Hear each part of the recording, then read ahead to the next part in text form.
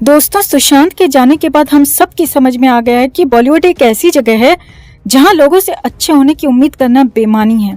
इस बॉलीवुड में ड्रग्स और अय्याशी ऐसे चलती है जैसे लोग नॉर्मल जिंदगी जीते हैं।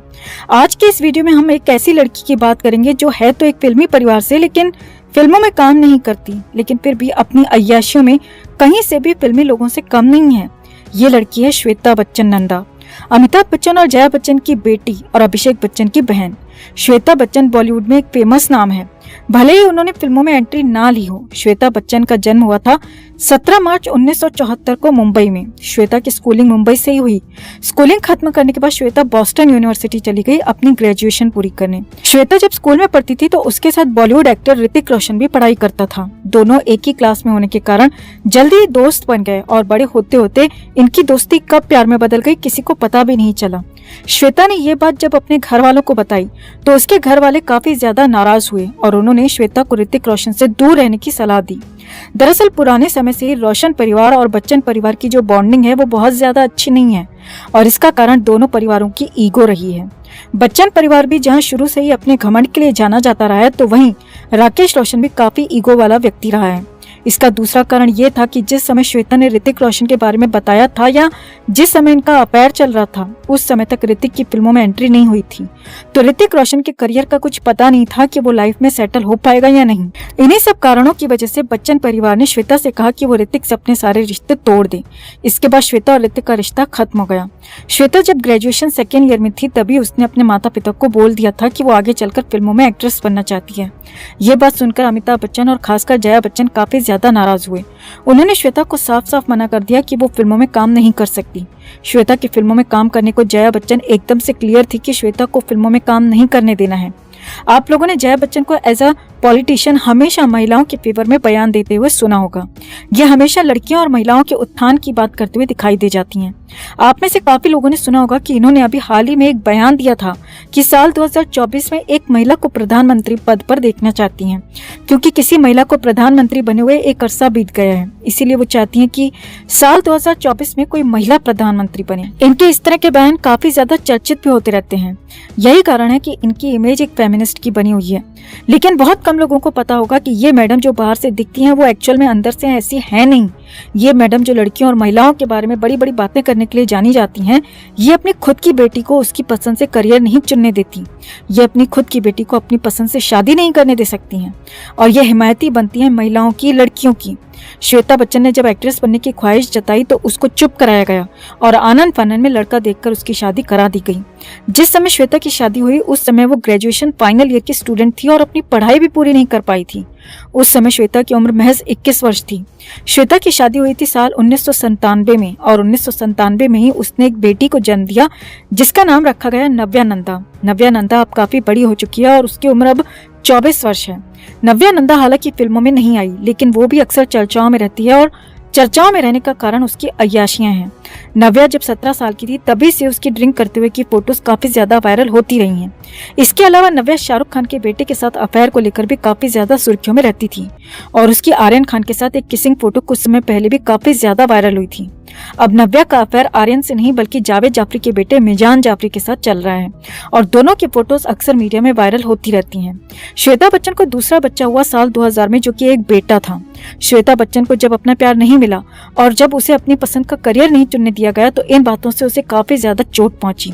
इसके बाद श्वेता की शादी तो करा दी गई और वो 2 बच्चों की माँ भी बन गई, लेकिन श्वेता बहुत ज्यादा ड्रिंक करने लगी। इसके अलावा पसंद की शादी और पसंद का करियर न चुनने देने की वजह से श्वेता और जया बच्चन का रिश्ता भी बहुत ज्यादा सामान्य नहीं है।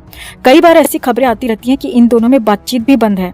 ये दोनों साथ में जब बाहर जाती हैं तब भी इनके बीच में माँ बेटी वाली बॉन्डिंग कहीं नजर नहीं आती। ये दोनों माँ बेटी जब भी मीडिया के सामने जाएंगी तो एक फेक स्माइल इनके चेहरे पर होती है जो साफ दिखाई देती है। पिछले कई सालों से श्वेता बच्चन को ज्यादातर मुंबई में ही स्पॉट किया जाता रहा है। वो लॉकडाउन और उससे भी पहले के 1-2 साल से अपने पेरेंट्स के घर पर ही दिखती है। इसका कारण ये बताया जाता है कि श्वेता बच्चन का अपने पति निखिल नंदा से तलाक हो चुका है। इस बात में कितनी सच्चाई है ये कहना तो मुश्किल है दोस्तों, लेकिन श्वेता जिस तरह पिछले कई सालों से अपने माँ बाप के घर पर ही रह रही है या मुंबई में ही स्पॉट की जाती है। उससे यही लगता है कि श्वेता का अपने पति से तलाक हो चुका है। इसके साथ ही ये भी कहा जाता है कि श्वेता अपने तलाक की वजह अपनी मदर यानी जया बच्चन को मानती है, क्योंकि जया बच्चन ने जोर जबरदस्ती करके श्वेता की शादी छोटी उम्र में ही करा दी थी। श्वेता आज मुंबई में अपनी गर्ल्स गैंग के साथ देखी जाती है और काफी हद तक संभावना है कि श्वेता ड्रग्स भी लेने लगी है, क्योंकि श्वेता की जो गर्ल्स गैंग है वो सारी की सारी ड्रगी और अय्याश है। मलाइका अरोड़ा, दीपिका पादुकोण, सुजैन खान, करीना कपूर खान, सुनैना रोशन, ये सारी महिलाएं अपनी अय्याशी के लिए ज्यादातर जानी जाती हैं। श्वेता के अगर करियर की बात की जाए तो श्वेता 1-2 बुक्स भी लिख चुकी हैं। इसके अलावा वो कुछ टीवी एड्स में भी नजर आ चुकी है, जो कि पिछले कुछ सालों में ही देखने को मिली है। श्वेता ने कभी खुलकर तो अपने फिल्मी करियर के बारे में नहीं बोला, लेकिन इशारों में उसने कई बार अपने दिल की भड़ास निकाली है। श्वेता बच्चन ने अपने कई इंटरव्यूज में बोला है कि उसे अपने माँ बाप के साथ ज्यादा समय बिताने का मौका नहीं मिला, क्योंकि जिस समय उसकी शादी हुई उस समय वो पढ़ाई कर रही थी। पढ़ाई के बाद वो कुछ समय अपने पेरेंट्स के साथ बिताना चाहती थी, लेकिन वो ऐसा नहीं कर पाई। श्वेता ने आगे कहा कि वो अपनी मर्जी से शादी भी नहीं कर पाई, अपनी मर्जी से अपना करियर नहीं बना पाई। उसने सब कुछ अपने पेरेंट्स की मर्जी से किया है। उसे आजादी से अपने फैसले नहीं लेने दिए गए। यही कारण रहा कि श्वेता कई साल डिप्रेशन में रही और डिप्रेशन से जब उभरी तो उसने शराब, सिगरेट और ड्रग्स के साथ लेट नाइट पार्टीज को ही अपनी जिंदगी बना लिया। आज श्वेता हर तीसरे दिन किसी न किसी फिल्मी पार्टी में नशे में झूमते हुए मिल जाएगी, और इसका कारण सिर्फ एक ही है और वो है जया बच्चन। वो जया बच्चन जो बाहर से फेमिनिस्ट बनती है, लेकिन अपने ही घर में खुद की बेटी के अधिकारों को कुचल देती है। श्वेता बच्चन को लेकर आपकी क्या राय है? कमेंट में आप भी अपनी बात, अपनी राय जरूर रखें। वीडियो को लाइक और शेयर कर अपना प्यार और सपोर्ट भी जरूर दिखाएं। चैनल के साथ जुड़कर चैनल को सब्सक्राइब कर हमारी आवाज बने। दोस्तों, सुरों की मल्लिका लता मंगेशकर के जाने से पूरा देश अब तक गमगीन है।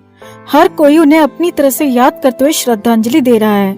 ऐसे में सोशल मीडिया पर उनसे जुड़ी पुरानी तस्वीरें और वीडियोस भी खूब सामने आ रहे हैं। इन्हीं में से एक वायरल हो रहा वीडियो स्वर कोकिला और महानायक अमिताभ बच्चन के बीच के बातचीत से जुड़ा भी है। इस बात में कोई दो राय नहीं है दोस्तों कि लता मंगेशकर मेगा स्टार अमिताभ बच्चन की बेहद रिस्पेक्ट करती थी, मगर एक शिकवा उन्होंने अपने दिल के किसी कोने में हमेशा से रखा हुआ था, जो आखिरकार उन्होंने फोन पर बात करते हुए अमिताभ बच्चन से जाहिर कर ही दिया।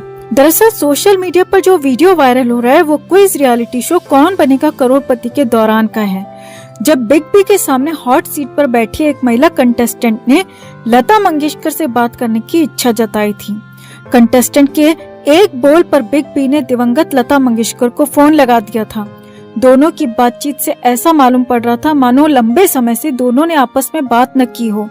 कॉल पर जैसे स्वर कोकिला से बिग बी अपना परिचय देते हुए उनका हालचाल पूछते हैं तो वो जवाब में कहती हैं, मैं ठीक हूँ, आप तो कभी मिलते ही नहीं हैं, न बुलाते हैं। इस पर बिग बी कहते हैं, आपको कैसे बुलाया जाए, हम तो चाहते हैं आप आए हमारे साथ इस कार्यक्रम में, लेकिन बहुत डर लगता है, कैसे बुलाया जाए आपको। इसे सुनकर लता मंगेशकर हंस पड़ती हैं और कहती हैं कि उन्हें भी बहुत डर लगता है कि शो में आकर वो किसी सवाल का जवाब नहीं दे सकी तो क्या करेंगी। दोनों के बीच भले ही हंसी मजाक में बातचीत हुई हो, लेकिन लता मंगेशकर की बातों से मालूम पड़ता है कि उन्होंने बिग बी द्वारा न मिलने और न बुलाने का मलाल रखा हुआ था। बहरहाल अब सोशल मीडिया पर दिवंगत लता दीदी की ये पुरानी वीडियो हर किसी की आंखें नम कर रही है।